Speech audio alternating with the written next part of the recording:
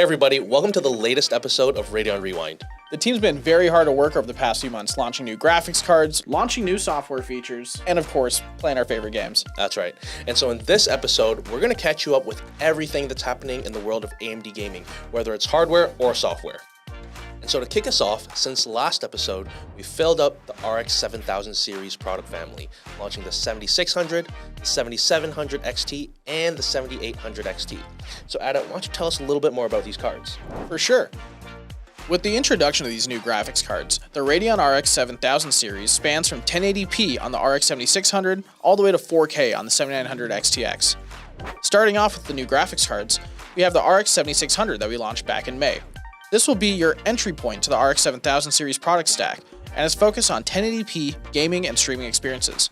Featuring 32 unified Radeon A3 compute units with ray tracing and AI acceleration, as well as 8GB of 18GB per second VRAM, this graphics card is fantastic for checking out the hottest AAA titles, and is also a fantastic upgrade option if you're looking for a new GPU to dive into high refresh esports gaming. If we look back a few weeks ago to the end of August, at Gamescom 2023, we announced the RX 7700 XT and RX 7800 XT.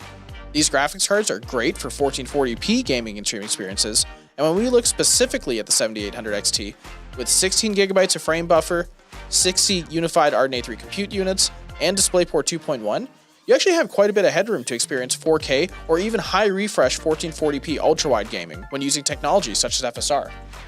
Okay, so that sounds awesome. How do these cards actually perform in games that we play today?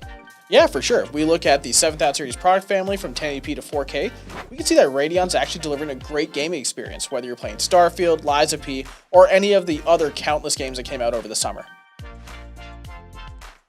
Now, as you can see, hardware wasn't the only thing we launched this summer. Isaac, I'm pretty sure that everyone wants to hear about our software updates. That's right. This summer, we've had the amazing launch of two really great features. The first being HYPR-RX. AMD HYPR-RX brings elevated performance and reduced latency to create awesome gaming experiences for users on the newly expanded RX 7000 series product family.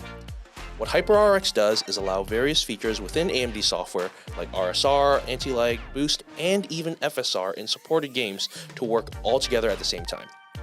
Let's say I'm playing hyper-tuned games like Fortnite or Dying Light 2, and I want to bring up the performance easily. All I need to do is click Enable HYPR-RX and then hop into my games. HYPR-RX will take care of the rest to bring up my frames and lower latency, so I just need to focus on gaming. If the game I'm playing isn't hyper-tuned, HYPR-RX still works just as well. I'll click Enable HYPR-RX and launch the game, then select my lowered resolution for RSR to work, or select the FSR preset of my choice. Either way, HYPR-RX works amazing across tons of games.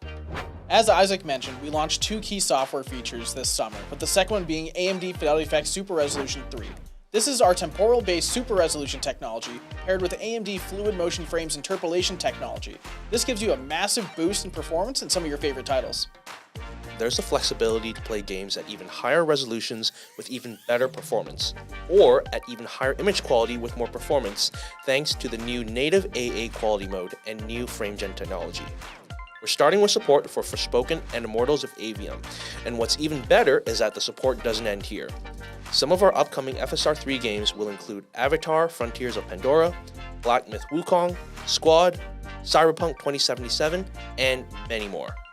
I absolutely love talking about FSR 3. As someone that plays Squad every day, I can't wait for that update to get here soon enough. You gotta double check how many hours you got on Squad, man. Too many. Personally, I'm so excited for Cyberpunk 2077 to get this FSR 3 update. It's gonna look amazing. I also can't wait for that one. Now, if you've been interested in our conversation on FSR 3, we're going to take a much deeper dive in our next episode, so don't worry, we have you covered there. However, if you've been interested in our conversation on AMD Fluid Motion Frames, that's our frame generation technology we just mentioned, what's really cool is we have a technical preview driver that you can download from the link below, and this actually brings AFMF to the driver's side, and it works across all DX11 and DX12 titles. And what's even better is that it brings support for the RX 6000 and 7000 series graphics, so we make sure to cover you there as well. And that concludes our episode of Radeon Rewind. Thank you guys so much for watching. We had a great time being back, and so let us know in the comments below or hit us up on Twitter if you have any questions, what you loved, and until then, we'll see you on the next episode of Radeon Rewind.